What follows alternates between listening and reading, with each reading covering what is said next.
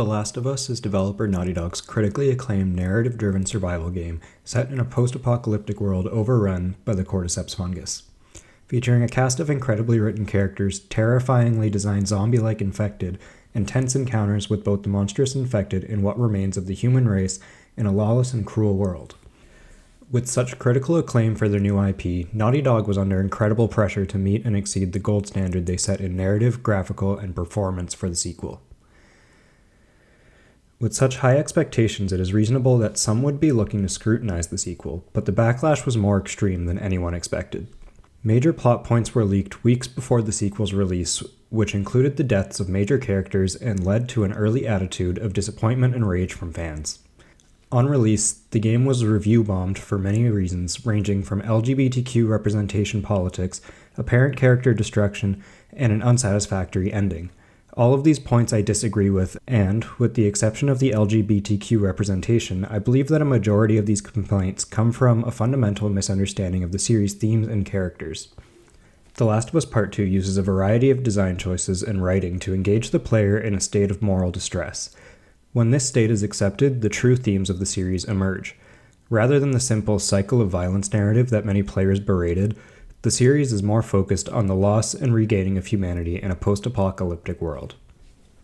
First off, I want to explain why the issues that much of the fanbase had with LGBTQ representation are irrelevant and simply just bigotry trying to take advantage of discourse surrounding the game.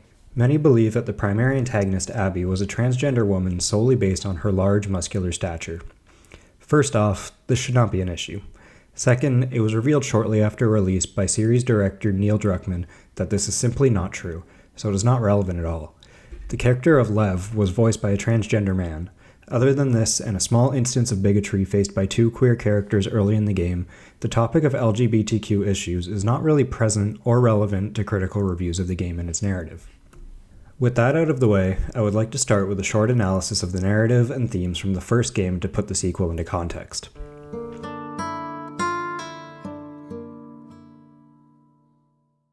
The Last of Us follows protagonist Joel Miller as he witnesses the beginning of the apocalypse that plunges the world of The Last of Us into chaos.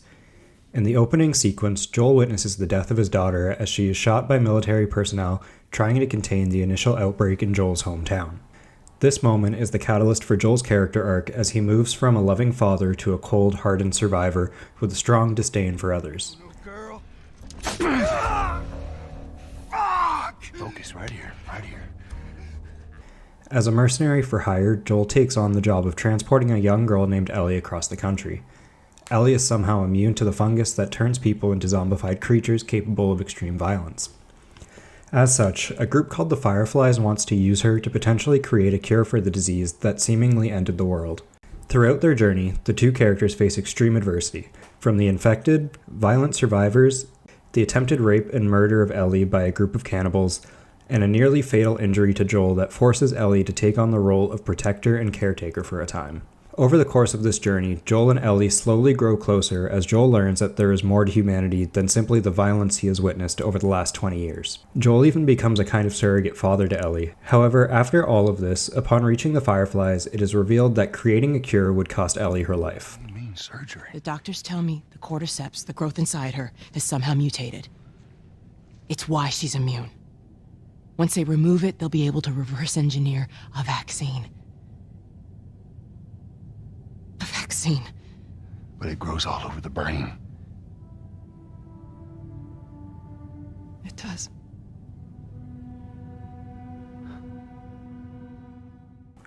At this moment, Joel decides that Ellie's life is more important to him than a cure for the people that have been trying to kill him and Ellie over the course of their journey.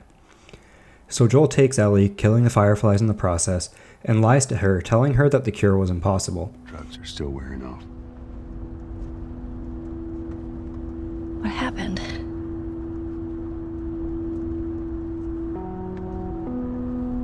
We found the Fireflies.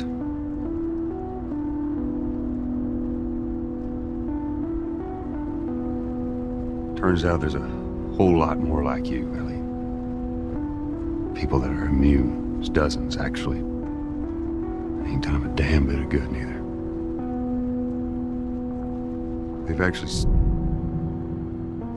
They've stopped looking for a cure. Through this narrative, it is clear, to me at least, that the major theme of the game is the loss and regaining of humanity through the experience of both the best and worst that humanity has to offer. The ending of the game also begs the question of whether or not humanity is actually worth saving in its current state. I struggled for a long time with surviving. And no matter what, you keep finding something to fight for. Now, I know that's not what you want to hear right now. Swear to me. Swear to me that everything that you said about the Fireflies is true. I swear.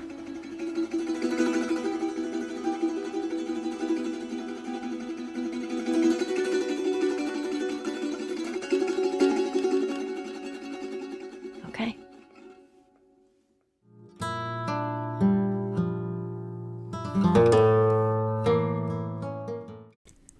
The sequel being named The Last of Us Part 2 was done intentionally to signal that this is meant to be a continuation of the narrative from the first game, not simply another story in the same universe. With the themes of the original being carried over, we can see the disparity between audience reception and what I believe to be the intention of the sequel. This is a story that strongly parallels that of the first, while innovating in gameplay and narrative design to add complexity and nuance to a very idealized concept of the loss and regaining of an individual's sense of humanity. As stated before, the game was unfortunately met with a major leak spoiling the death of protagonist Joel.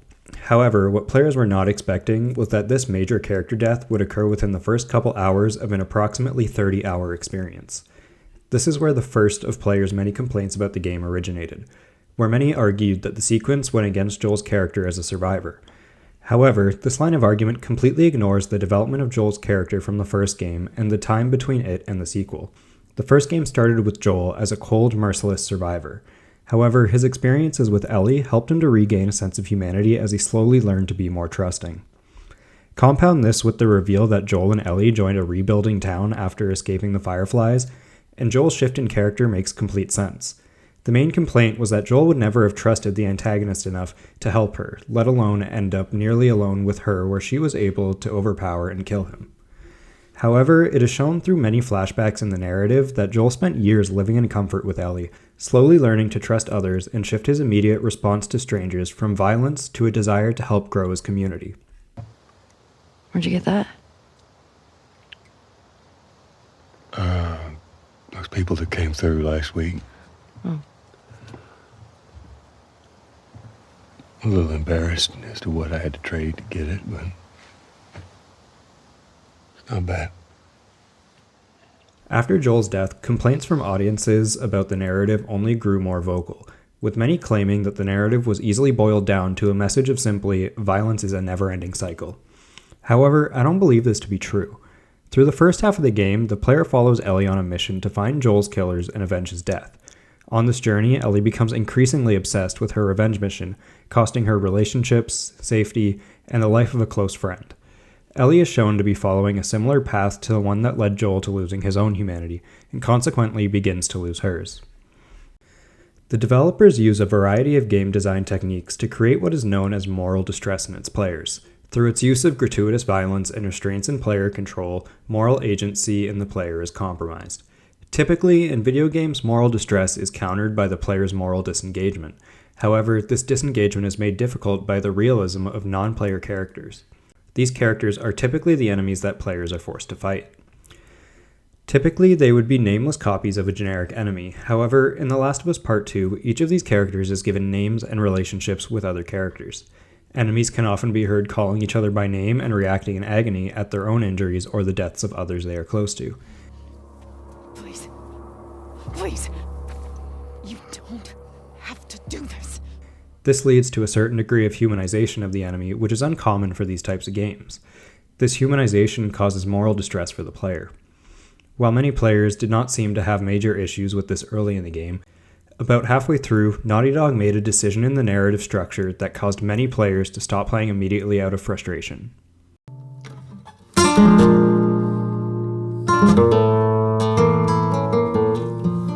In a shocking twist of events, right at the climax of the narrative, Naughty Dog does this. And you wasted it.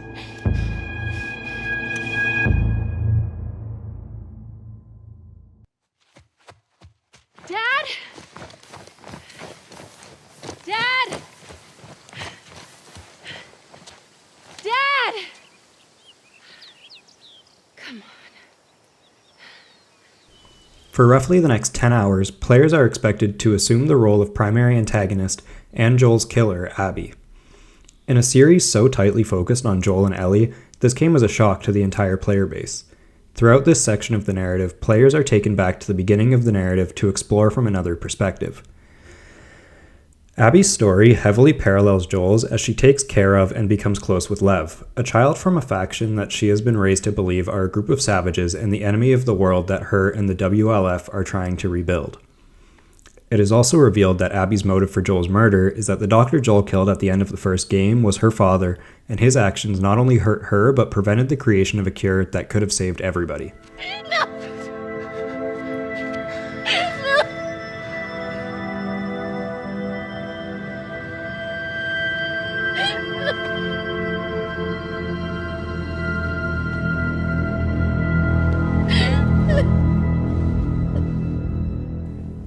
The backlash to this narrative decision is somewhat understandable, as nobody would want to go through what players did in the first half of the game only to have to then play as the perceived villain of the story. However, if players stuck it out, they would see that Abby is a character that is just as deep and morally complex as Joel and Ellie.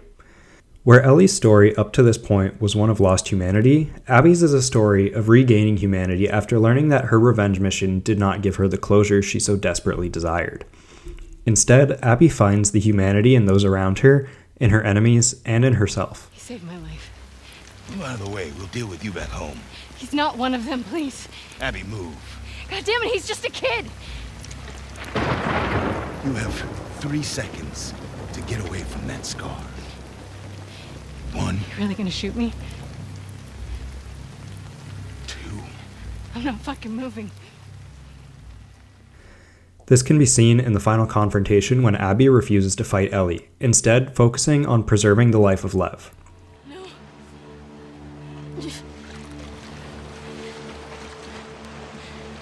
I'm not gonna fight you. Yes, you will.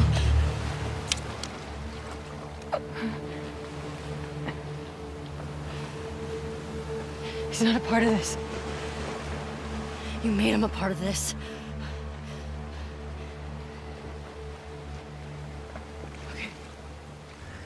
Audiences' confusion and distaste for this narrative can be explained fairly well with the concept of moral expectancy. Because of effective disposition theory, players are conditioned from the start to codify Ellie as the hero and Abby as the villain. But when the script is flipped and Ellie commits more and more inhumane actions and Abby is more humanized, players are confused by the same moral distress that made the narrative up to this point so effective. Instead, players are expected to react in a way framed by expectancy violations theory, in which players' parasocial relationships with the characters change due to the moral alignment of the characters' actions. Ellie behaves less morally than expected, and so audiences' expectations of her character are violated, and the same is true in the other direction for Abby. This violation of expectation, I believe, serves to humanize the characters further and to blur the binary between hero and villain, much like Joel's development in the first game.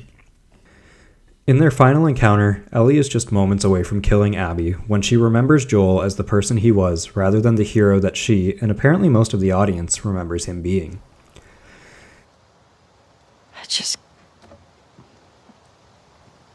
I don't think I can ever forgive you for that.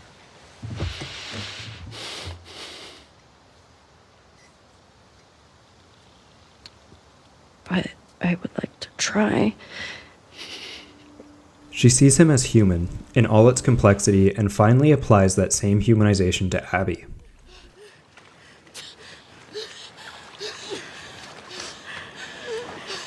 Go. Just take him. At this moment, Ellie is accepting what I think Naughty Dog was trying to tell audiences, that our heroes and villains are just as human as ourselves. With this humanity comes the potential for horrific evil, but it also allows for the potential of a brighter future. A future where we can remember that our humanity is what connects us and makes healing possible, even in what seems like the end of times.